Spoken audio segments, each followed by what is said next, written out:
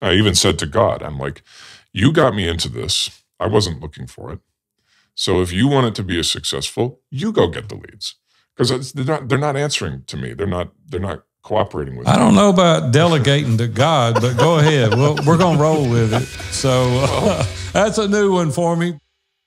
Hey everybody, welcome back to View from the Top podcast, where we help growth-minded men who desire momentum in their business, their family, and their finances get through the valleys and up the mountain to their very own view from the top. We again are back with a very special episode this week called The Forge. If you missed it last month, really want to encourage you guys to head back to last month, look up The Forge, hop into that. I've got Big A again in the studio. I've also got Anthony coming with all his therapeutic angling and Brett with his no holds barred digging in. So guys, welcome back to the studio. We're excited to have, we got Paul with us today. He's going to be joining us here in just a second. But I'm excited for another Forge kind of man in the middle deep dive episode. Guys, welcome back. Excited to be here. Glad to be back. Hey guys, good to see you. Man, I get so amped up thinking about The Forge. You know, I lay in bed literally. I don't lay in bed and think about much because I go to sleep pretty quick. But I do think about these and anticipate these when we're going to do them because I'm so excited because I know the guys that are involved. I know the guy that's going to be the man in the middle. Of course, Wally's always here as the co-host. And it's just so fun to be able to get you guys together. So Brett, thank you for being here. Anthony, thank you for being here. Be sure to go back to last month and check out their full bio is there. Anthony owns Whithouse Counseling and Brett owns Barnhart Excavating. Good guys, been with us for a decade. Hey, I got to ask you something though, real quick. I asked y'all a question last month. I got to ask you another question. Y'all walked on this journey with me the whole time Robin's been gone. My wife's living out of town right now with my daughter. And I've never been alone. I'm like 44 years of marriage. I've never been alone. And I'm like lost. And I called my granddaughter the other day and asked her how to cook an egg. And she said, Big A, you're a sick individual. She's 21 years old. She's in college. And she goes, seriously, you don't know how to cook an egg? Like, I don't wash clothes. I don't cook. And I haven't cooked it. I take that back. I did cook a pot pie and I couldn't get the stove to turn off. Literally, I could not get the stove to turn off. Wally, I don't want to hear anything about this later from you. This information. But here's what I was going to tell you. I had to go cut the breaker off. I couldn't get the stove to go off, so I went and turned the breaker off. Do you guys cook? I know some of you wash clothes now, but do you cook? Yes. Yeah, I made bacon and eggs and about 12 bacon and eggs and toast this morning for all my kids. Yeah. Well, you got an army of children. I guess you have to learn. It's a cafeteria. It is a cafeteria. It is a cafeteria. All right. Don't take my man card from me. 7:30. So I got to get some more skills. My granddaughter said, Big A, I hope you die before Nana does because you don't know how to do anything. And I said, I guess you're right. Hey, let's get Paul in here.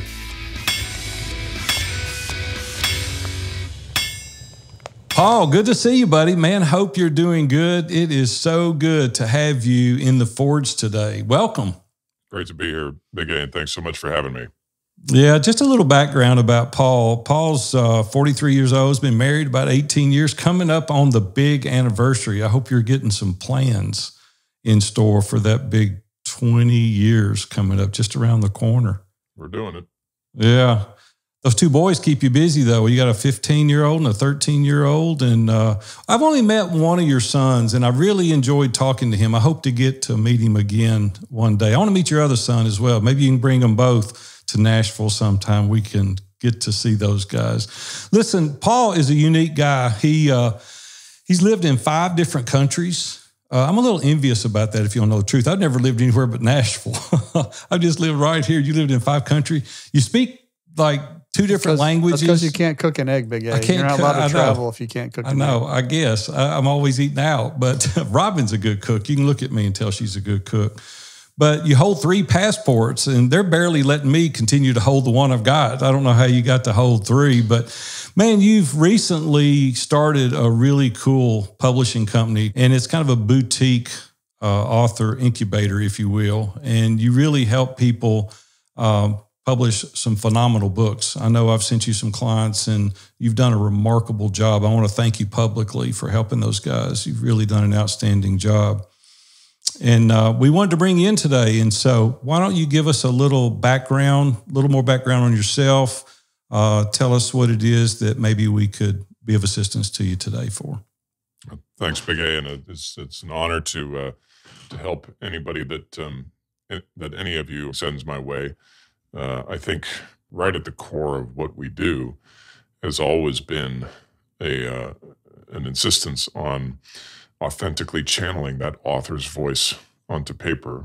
Right from the get-go, you know that was true when I got my start. And it's something we continue to do today. And it's not easy to do, but it is simple. It's just most ghostwriters and publishers, I don't think, do the work that's involved in that. And doing the work makes all the difference, because when the client gets it back and they says, that's exactly what I wanted to say, we know we've done our job. So you asked what you could help with today, and I think the best place for me to start is to say that I'm in a really good place at the moment, overall, all things considered. And the questions that I would bring to an environment like this would be ones that are sort of thinking a little bit ahead, not trying to control outcomes. I've walked away from trying to control outcomes, but more along the lines of what kind of posture and mindset should I be in going forward if I'm about to get as busy as I think I'm about to get. And so for a little bit of background, I went through the first 3 years in business doing mainly freelance stuff. And then I started to have too much work. So I built a small team of other freelancers who could pick up work behind me and that kind of thing. That went on for about 3 years. And at the beginning of this year, I rebranded, and I also picked up a symbiotic partnership with another entrepreneur who is much better at things like marketing strategy, publishing, and ongoing consulting with entrepreneurs than I am. So we've come to a point where we're able to offer a soup to nuts author incubator program that basically takes you from inspired and unknown to multiplying your influence and becoming known and becoming influential in your space. We spent the last 8 months building that brand, starting to work together in sales conversations. The conversations changed and revealed to me how much I couldn't see of what I was doing wrong before. And so what's come out of that is we've now reached this point where, going into the fourth quarter of this year, we are on the verge of onboarding about 3 or 4 new authors, possibly another one that we talked to just today. And I can sense that that's going to keep me very, very busy from the perspective of just overseeing all of that going through. I don't have to do an awful lot of writing with this because the majority of the authors we'd be onboarding are writing their own books. But I do have a lot involved in participating in the strategy, developmental editing of the content, and then shepherding it through to completion and continuing to support it by marketing it after it's been published, because that's what we're doing. So all that to say, I'm sort of preparing myself. It's not on me just yet, but it could be on me soon. What feels like a false choice between either scaling into, hundreds of authors, or continuing to tread water and operate with minimal headspace and serve my clients, but not really profit from it because of the price that I'm currently charging. And it seems to me like there's got to be a go-between for that. It's not necessary to get into serving hundreds or even dozens of people. I just feel more like I've got to start changing or even further enhancing the conversations we're having and who we're having them with, so that I'm more likely to encounter clients for whom $75,000, $100,000 is not, that doesn't scare them away, as long as they perceive the value in working and cooperating with us. So I've got a few details that I can go into, but I guess... Before you do, Paul, I've got a few questions. I want to go back for a second. I've had the privilege of kind of watching your journey over a number of years. And initially out of the gate, you were a bit perplexed. You were disenchanted. You were unhappy in some of the things that you did. That's the reason I love to have these man in the middles, the Forge, because last month we had a very different type of situation to where somebody was really struggling with a situation that they didn't really know the next right step. They had great difficulty in their business. They had outpunted their coverage. They had really overextended themselves in some arenas. Whereas with you, you've kind of got it dialed in. I want you to share a little bit more with how you arrived at the mindset shift. How did you narrow your focus, and what is the benefit of you narrowing your focus? Because your demeanor, your disposition is much differently now than it was several years ago. How did you get to this place? I think that the refrain will sound familiar, Big A. It was forged in pain. It was the result of serving one client after another where I could do 20% of the work they needed. And then they either burned out, or they ran out of funds, or they came to the realization that the working with me wasn't really what they wanted, but they thought it was at the time, which is better than them walking off and giving me negative reviews and screaming in my face, but it's not sustainable for a long-term business model. So I got to a point where I said, I'm tired of working with people who just want to do 3 months of content or who want to get halfway through a book and then give up. I want to work with people who want to go all the way, because then that's when the value of what I do really becomes apparent. And so that, combined with the relationship I built with my partner in this, converged to form for me to reach a number of realizations. Number one, there was no way it was going to happen by myself. I don't have the acumen. I don't have the experience. I haven't been at it long enough, and I can't tell what it is I'm doing wrong.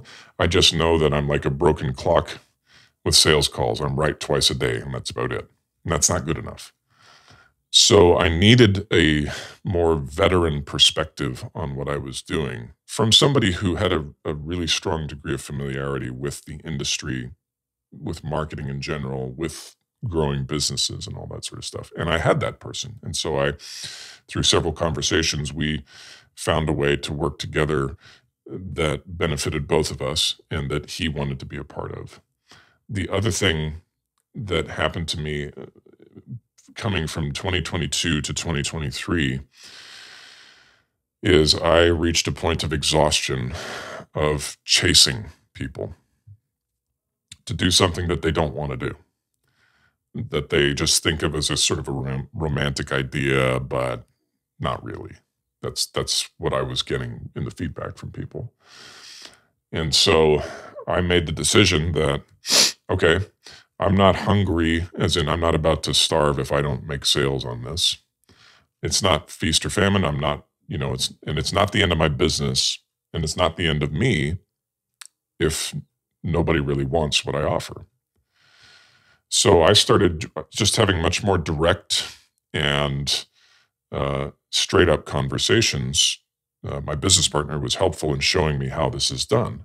But we started having very frank conversations with people who came saying that they were interested in writing a book. And we figured out very quickly that we could filter through a lot of them and actually tell them within seconds, actually, no, you don't. You don't want to write a book.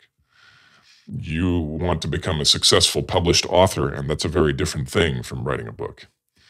And one you could do by sitting at 30 minutes a day on your keyboard. The other one is like becoming a politician. You actually have to spend your life giving interviews and doing signings and giving more interviews and giving speeches and signing more books and ordering more books and writing follow-ups and creating marketing materials and spreading a message.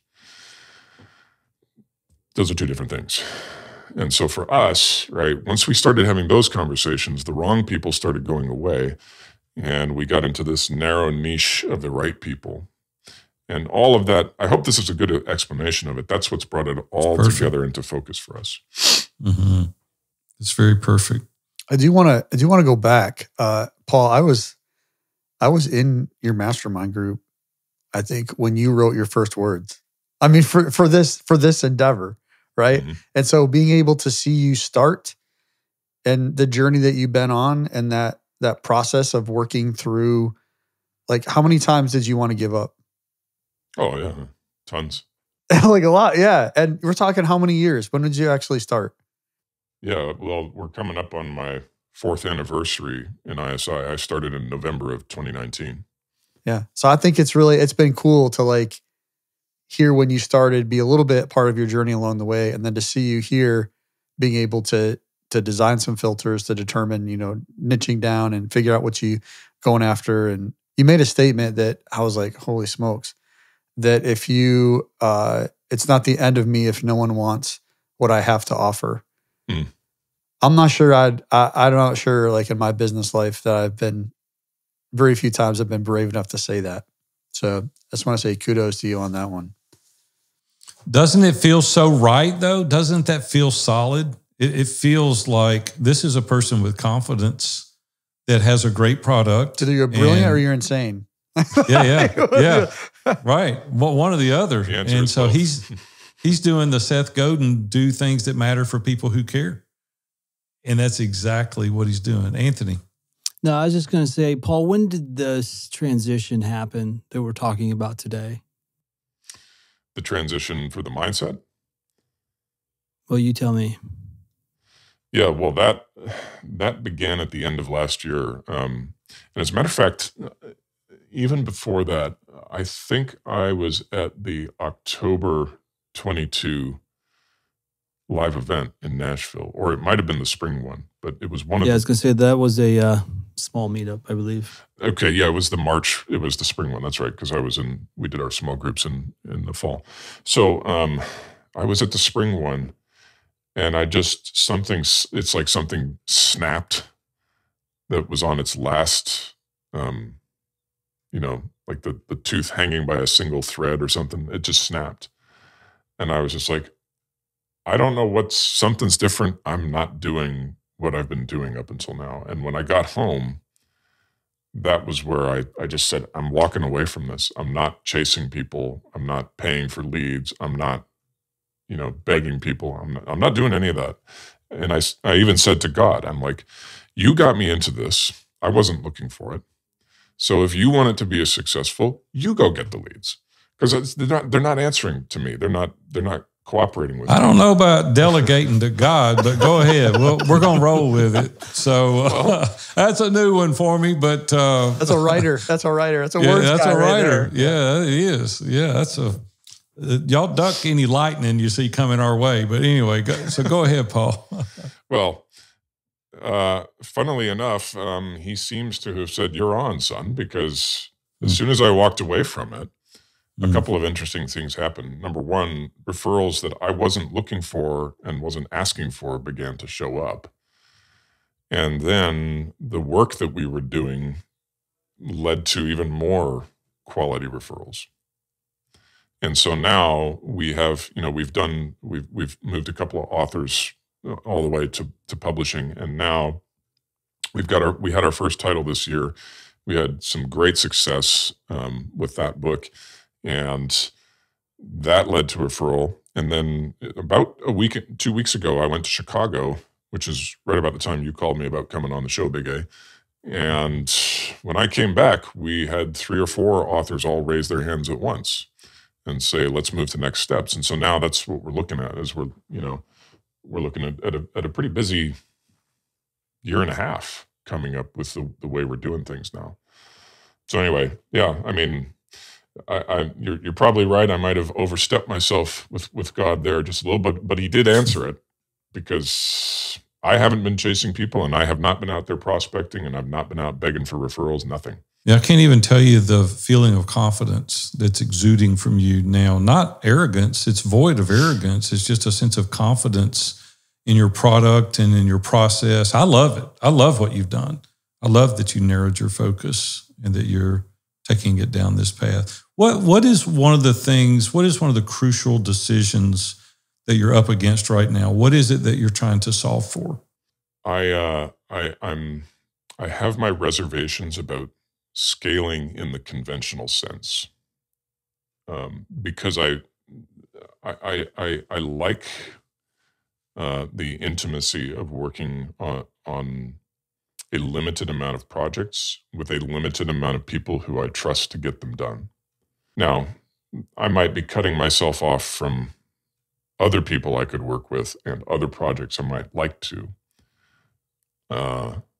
But the nature of my business, Big A, is that it is, for better or for worse, much more of a lifestyle business than it is for maybe the next average guy in ISI. And what I mean by that is I'm in a dual income household where my bride she's a six-figure software engineering manager.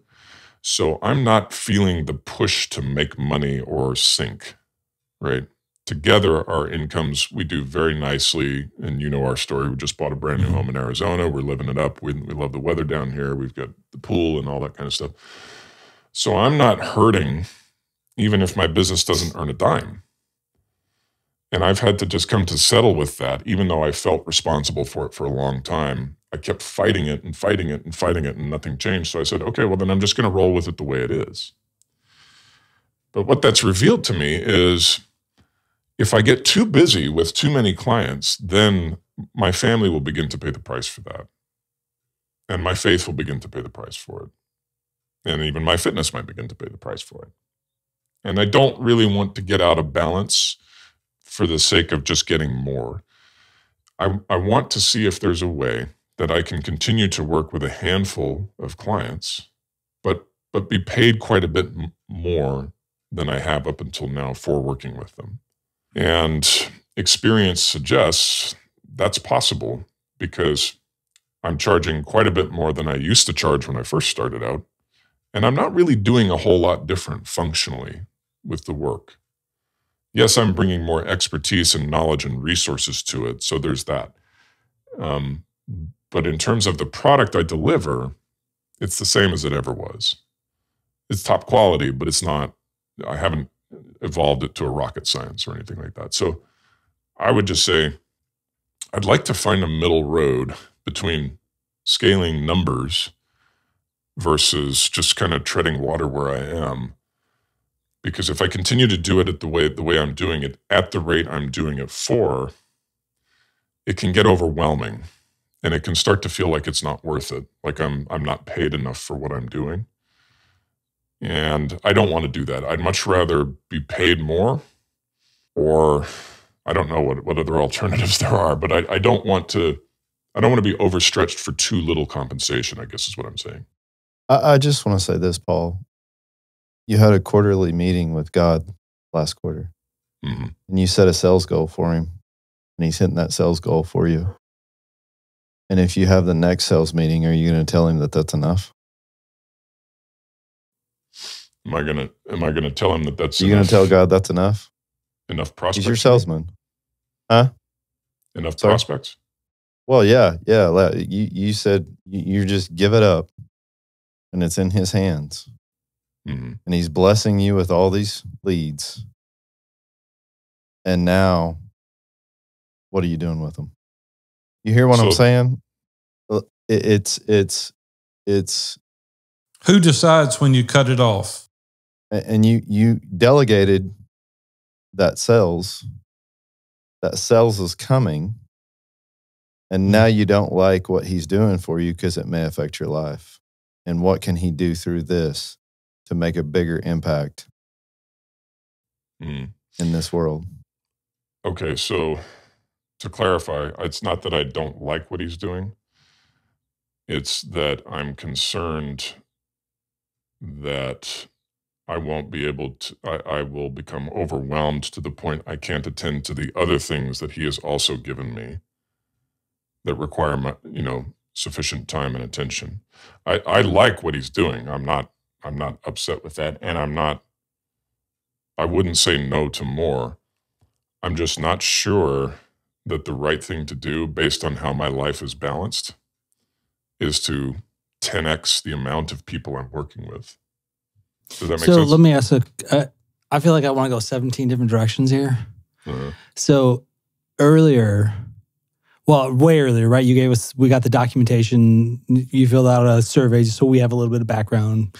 We actually pleasurably, we've all sat with you, right? We all know you a little bit or a lot of bit, right?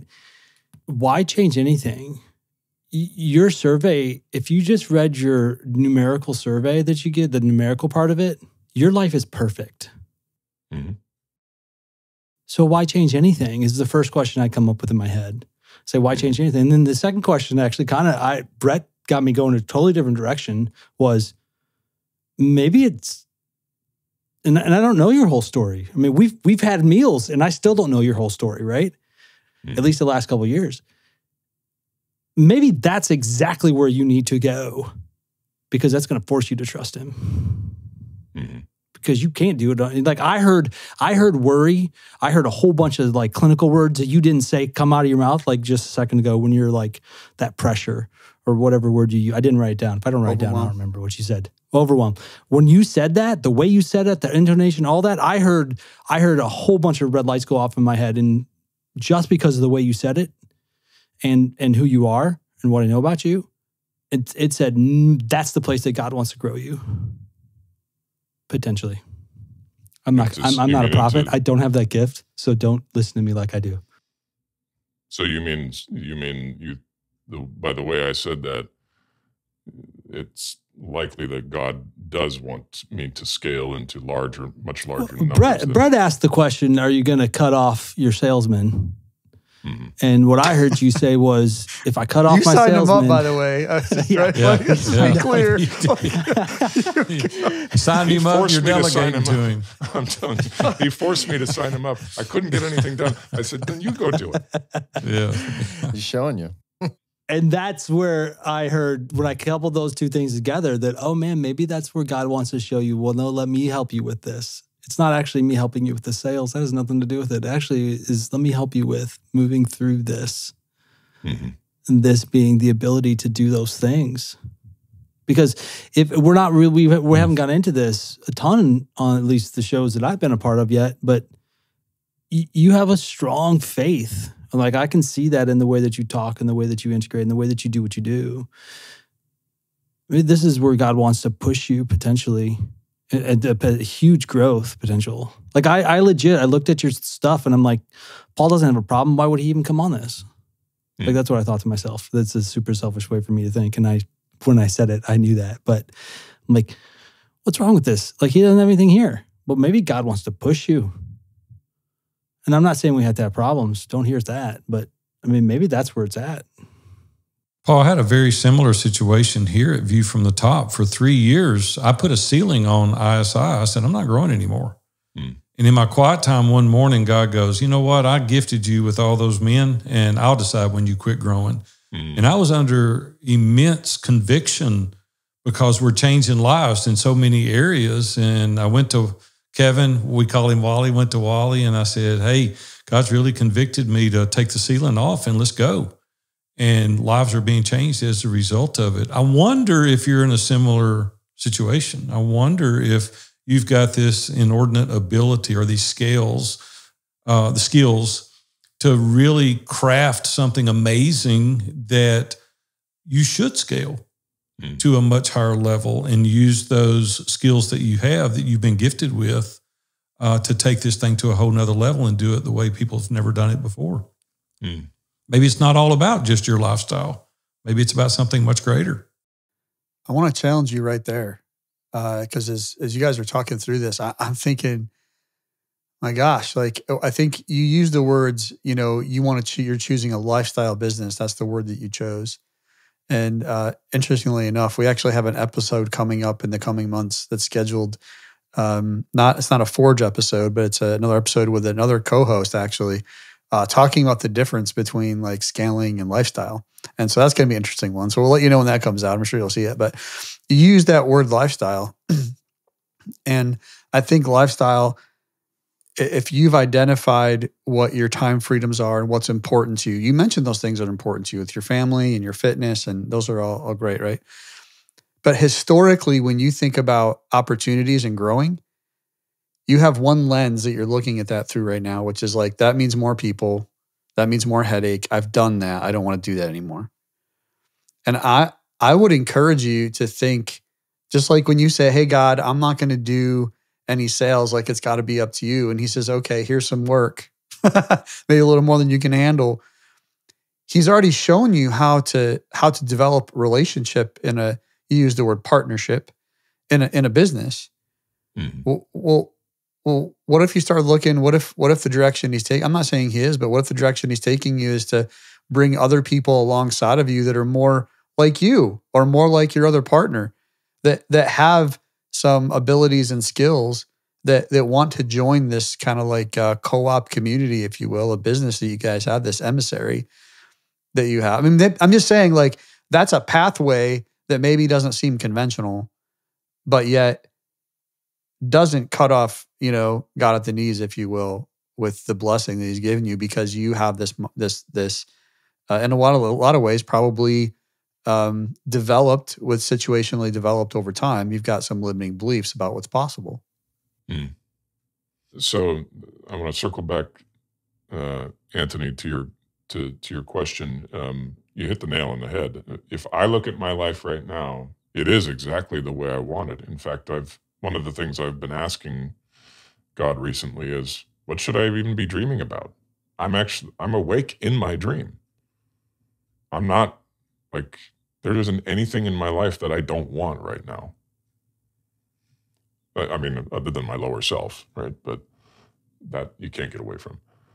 But at the same time, then, okay, if the present is really working well and the past is behind me, I came on the show because I'm thinking at some point I'm going to get into a bigger, steeper challenge. And I really would like to know this time around how my thinking is upside down and bass backwards, right? Which is exactly what you guys are exposing and bringing to the forefront is, I'm thinking, okay, just keep doing what I'm doing right here. And I think I really need to be open to potentially that maybe that is the path. Paul, what is your mission statement? I'm here. This is my personal mission statement. For your business and your personal? The business tagline that we use is we help faith-driven founders and executives tell the stories that matter.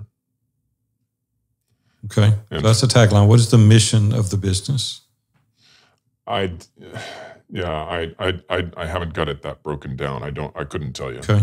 So I think it's important that you identify that. Yeah.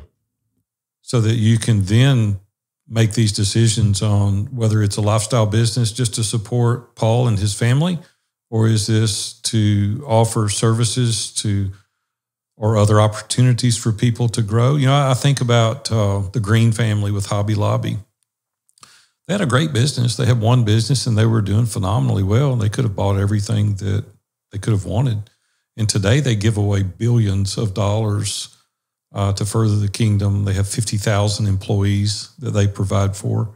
They're doing amazing things. Maybe your giftedness is not just for you, for your family. So that was why I asked you what your mission statement was. I wanted to, one of the reasons I asked how long has some of this shift been happening is because I actually wanted to ask my follow-up question, which is, what has Sabbath looked like for you? What has the wilderness looked like for you? What has rest looked like for you? And I'll add another one of those, since I'm just, acting like I'm a biblical scholar here for a second, is where have the thin places happened for you, or are you able to see them, right? So Elijah, Kings, I think it's 1 Kings 19 or something like that. Elijah's on the mountain and he sees God pass through the thin place in the rock or something like that, I think is how it's worded, right? Mm-hmm. Are you able to find that? Because the way that I hear you speaking and what I know about you, I don't want to say it's just this call, right? Is that's going to drive what that potential action step looks like. Mm-hmm. If you can see him in those thin spaces, I believe God speaks. I mean, doing what I do, I believe God speaks through special revelation, general revelation, common grace, all these things personally. And so, but with you, man, it seems very, very driven from that faith. Mhm. And so I guess, I think my question becomes, are you able to find that rest and that silence so that you can see the thin places? The rest and silence thing has been a huge priority for me for the last 7 years. Sabbath is now a entrenched part of my life. Every single Saturday, I don't work at all. Turn it completely off. And I get a lot of time to sit and think. Rest, I wouldn't say that we are habitual, like quarterly vacation takers for weeks at a time.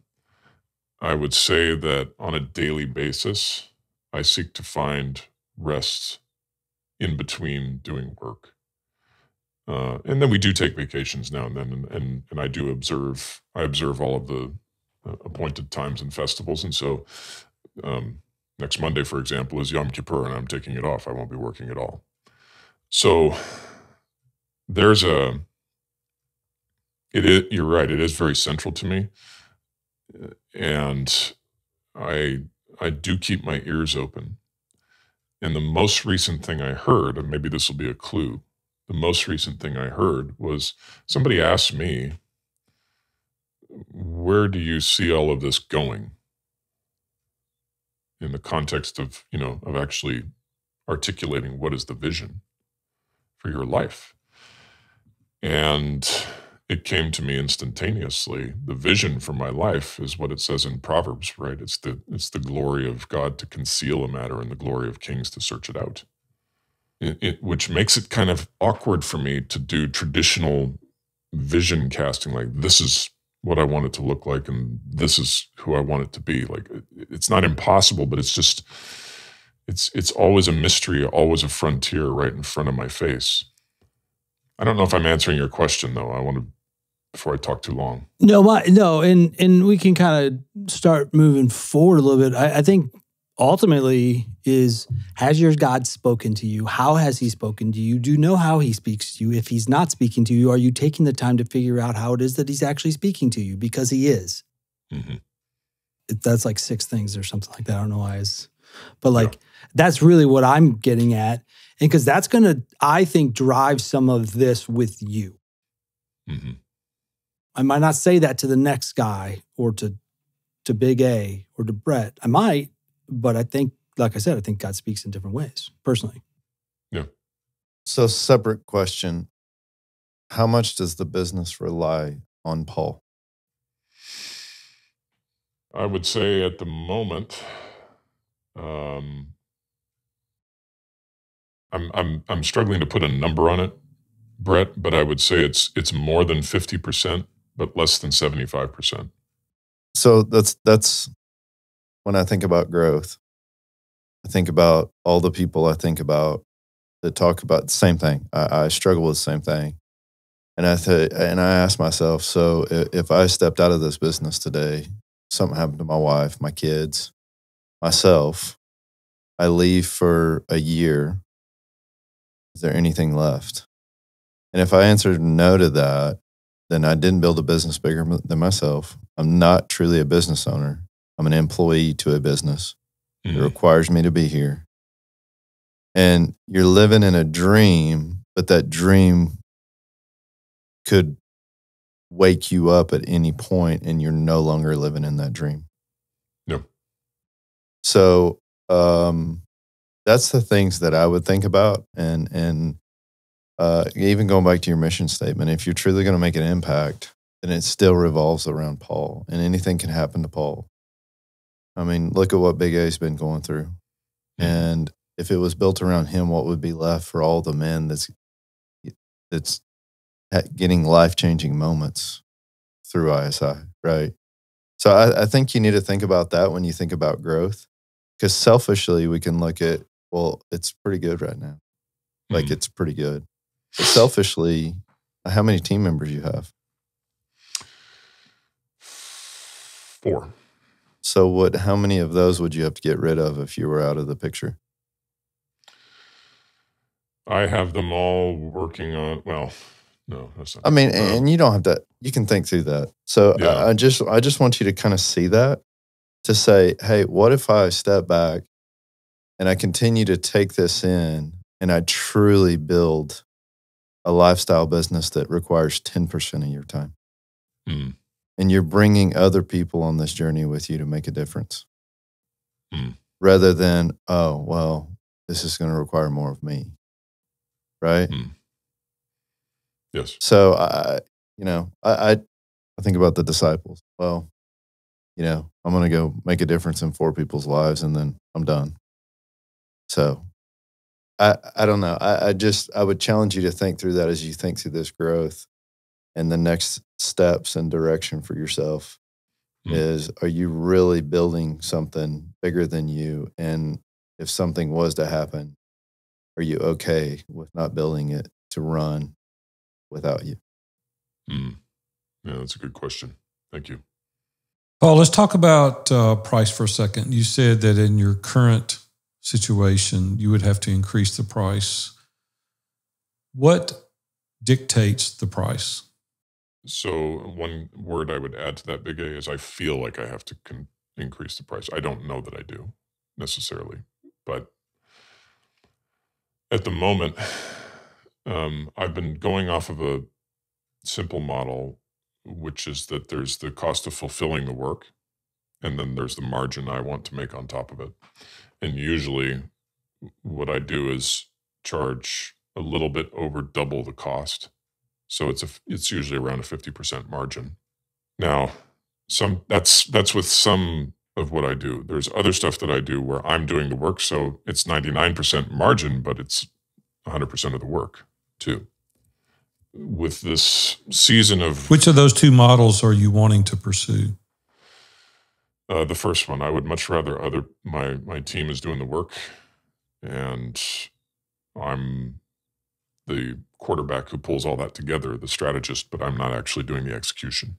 Hey, Paul, if you're honest about that 50% margin or that 99% margin, is that realized margin, or is that like the front end of what it looks like on paper, but the reality is on the back end that's much closer to 30 or 25? So are you talking about like margin before expenses and all of the... Yeah, so here's the thing, costs? right? Like I see that a lot, right? Like, okay, yeah, we're going to make 50% on this.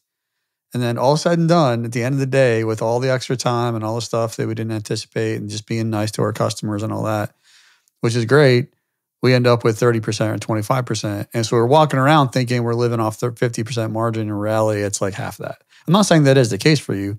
I'm just saying, like, can you be honest about that? Is that truly a number that, like, yeah, 50% is average, like I'm good? Yeah. I think that's great, because even to add to that, what is the cost that he's figuring for himself by working 75% of the time in the business? Yeah. And is that So- factored in? Good point, Brett. And the answer, Kevin, is it might be that number, but it doesn't feel like it, which means it probably isn't. Because I can think more dynamically about the numbers than I used to, but I can't think as dynamically as maybe I should be thinking about them, which is part of the reason I'm asking, is it about time that I charged, a reasonable amount, but something significantly higher, which is going to make all of those other things that are incidental to that amount of money feel much more worthwhile.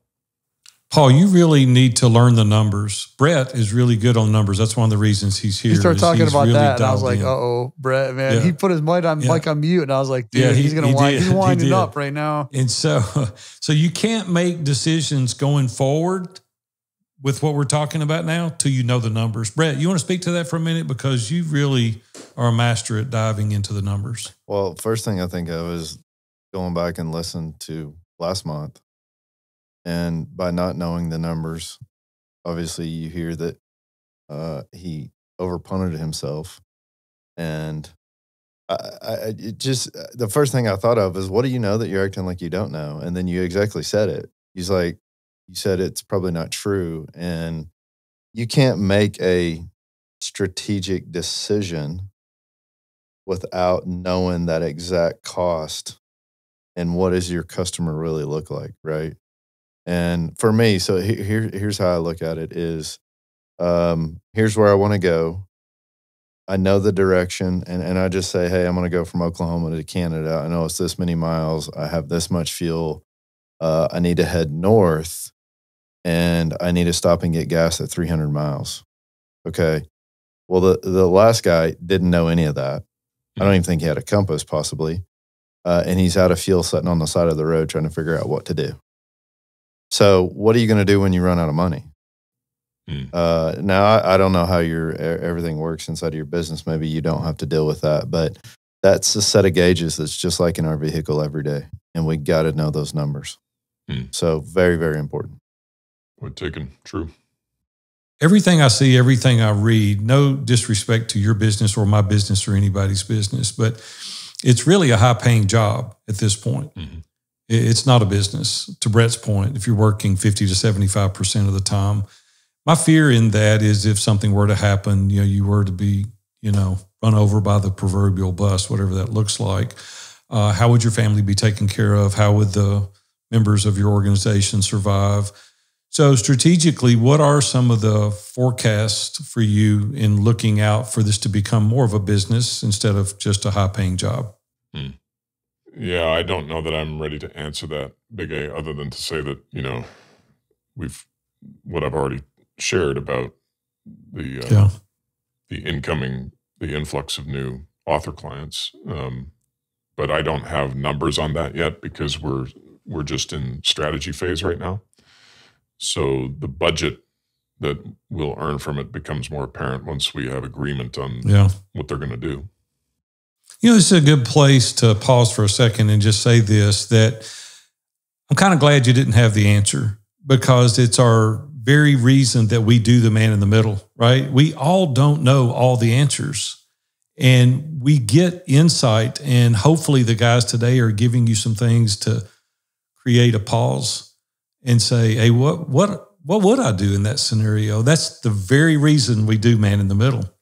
I can't tell you how much I learned from being on these calls for 25 years. It's like, man, before they ask me that question, I'm going to go figure it out right before I'm man in the middle. And so hopefully these questions that these very intelligent businessmen are asking you from their experience in their business, that's how we get better. That's why it's called iron sharpens iron, right? And we're in here to try to figure those things out. So, yeah, I guess I'm kind of glad you didn't have the answer to that. You're going to get the answer. I know you're a smart guy, and you'll go and get the answer. So if you were to give a little bit of a summary of today's man in the middle, what do you feel like the action steps are that you should do next in order to go forward to build your business?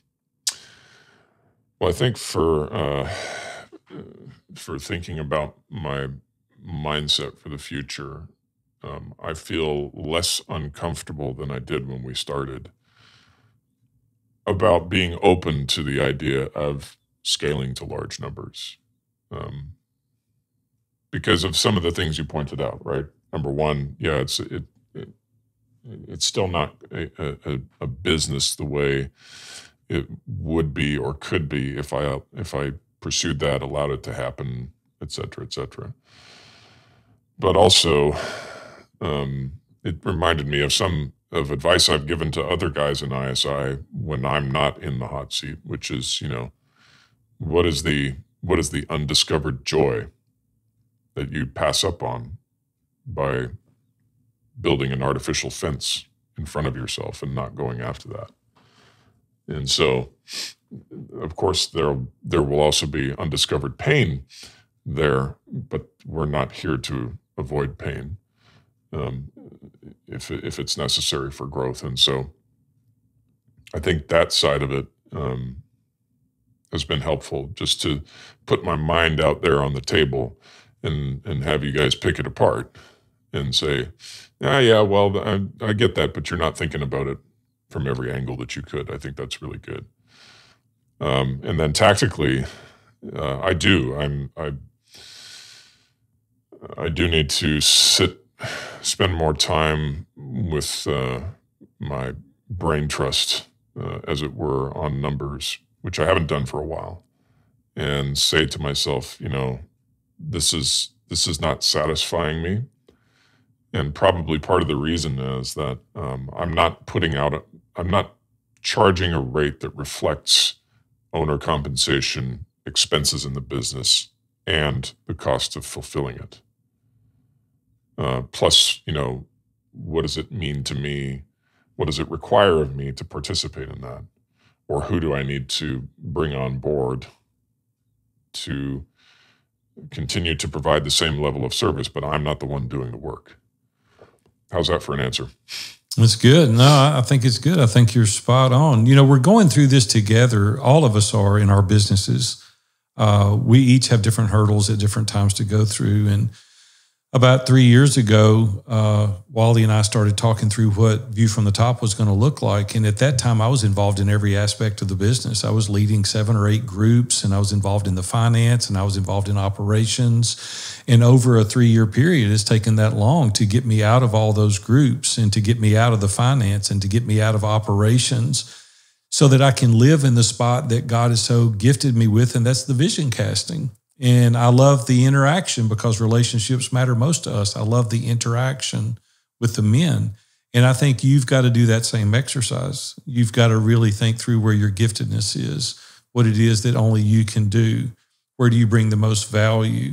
And then think through what it would look like to, fulfill those other roles with someone else that's their zone of giftedness. Brett, what do you think? What is a summary for you for Paul? What do you think is his next right action step? So I would say, listening to him, he's at a crossroads of a decision of what if I do this or what if I do this. And I think he's got to count the cost in a couple different ways. If he stays where he's at, is he okay with the consequences of that decision and relying on him, having a business that's fully dependent on him, and that true freedom away from it is not really possible, if you will, for any amount of time. Or he takes the other road and says, I'm going to build something bigger than me. I'm going to bring people in. I'm going to build the team, and I'm going to let it go, and I'm going to get true freedom and maybe go from working 75% of the time to 10% of the time. And then I'm really going to do it. And the other thing I'll just tell you, Paul, is there's not one guy that I've talked to that didn't get on a call with you, and I've done that. And to hear your story, there's a lot of men that are out there struggling. And to free yourself to even maybe be that filter for people may be a much larger impact in their life. Maybe you don't write a book for them, but to hear your story and to hear the change that's happened in your life is very impactful for men. And I don't want you to not see that for the sake of running this business and writing books. So it doesn't have to be about business. It's that relationship side. And is there a pipeline here where God sends people through this pipeline to you, maybe not to give your business anything. A lot of men come through our business, and I never do business with them. But it's my chance for them to see God living through me and to be able to make a difference in their life somehow, some way, hear them out, talk through things with them. And be careful not to miss that out of sake of selfishness, not wanting to build it, whatever that is. I'm not saying any of that. You're a great man. But just don't miss that. Thank you. Anthony, any summary? So Brett did not go the direction I thought he was going to go at all. So I'll go the direction I thought he was going to go. But before I do that, one of the things that completely jumped out at me was one of the set of words you just said there at the end, which is, this is not going to be satisfying to me. I think you're going to die if you stay where you're at. That doesn't mean grow, but I think you're going to die if you stay where you're at, because I've been tracking some of your words. Burnout, mindset shift, and another one that you hit on that I think you should go back to and lean into a little bit is you said it feels like a false choice. Now, you might have just been talking about money. And if you were talking about money, I'm not saying you were, but if you were talking about money, I think it's because you don't know what the numbers are necessarily. And or you haven't done the mathematics that is all encompassing, because it's just math. And it's simple math, really. Or it can be simple math, right?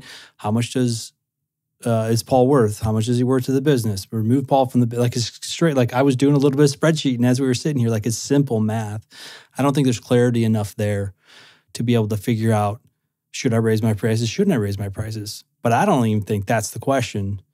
I think it comes down to what Brett was saying. And that's the lean into. You might determine in that if you raise your prices or not, but you got to have the numbers first.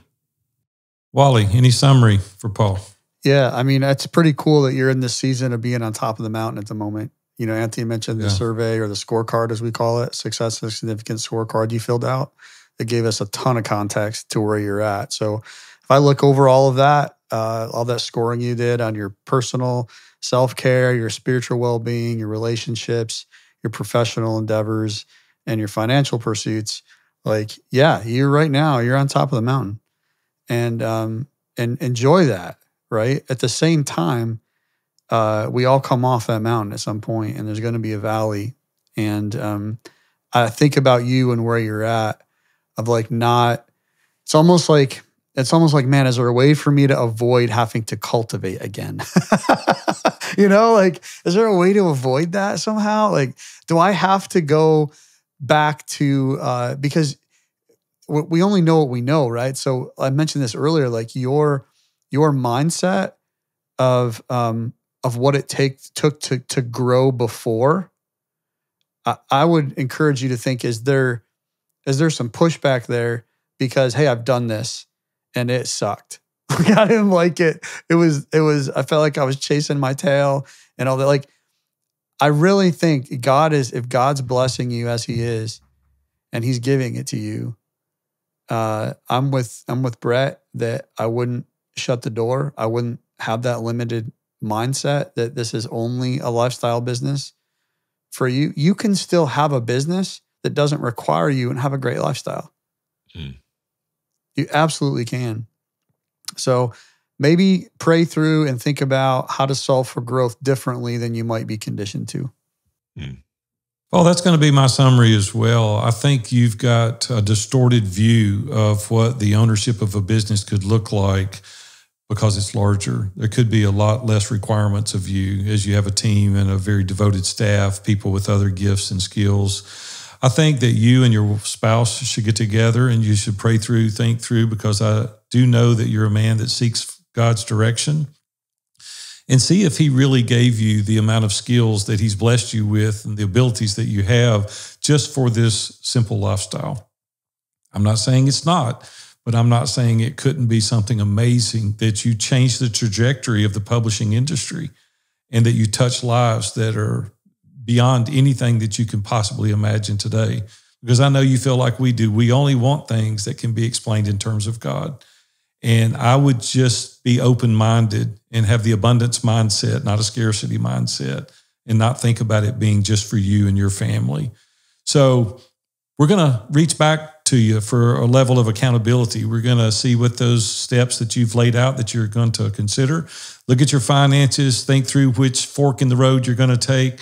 Think about the giftedness. Think about getting someone that can walk alongside you to help you build the business in the fashion that's going to be the most comprehensive and touch the lives of most people and not just you as an individual. But I want to thank you for kind of taking it on the chin today. These guys have said hard things to you. Our goal is never to beat you up. Our goal is to always help you and always encourage you, because we want you to have that life of success and significance as you continue to travel down that road to have that view from the top. So thank you so much for being here with us on the Forge today at View from the Top. We certainly have enjoyed and appreciated you being here. So thank you. Thanks, Big A. Thanks, fellas. As we close out today's episode, I hope you guys enjoyed that. You know, each of these Forge episodes, it's like mountaintop valley, and isn't that just how life really is? So just want to remind you guys that every one of these episodes that we're doing on the Forge, and actually all of the episodes we're doing from kind of here on out, we put together a private Facebook group just for you guys as listeners. And we want you to come join and continue to join that Facebook group and continue the conversation we're having today and future episodes that we have. So please, you go to viewfromthetop.com/group. That's GROUP. And if you do that, you'll land in there and you can simply just sign in with your Facebook if you're not already signed in and join that group. It's a private group to kind of follow up on these conversations we're having here. If you guys have questions about other topics, feel free to add those in there. I know Big Ed and I both look forward to embracing your questions you have and joining in your conversations there. So until next time, you guys have an awesome week. We'll see you next week.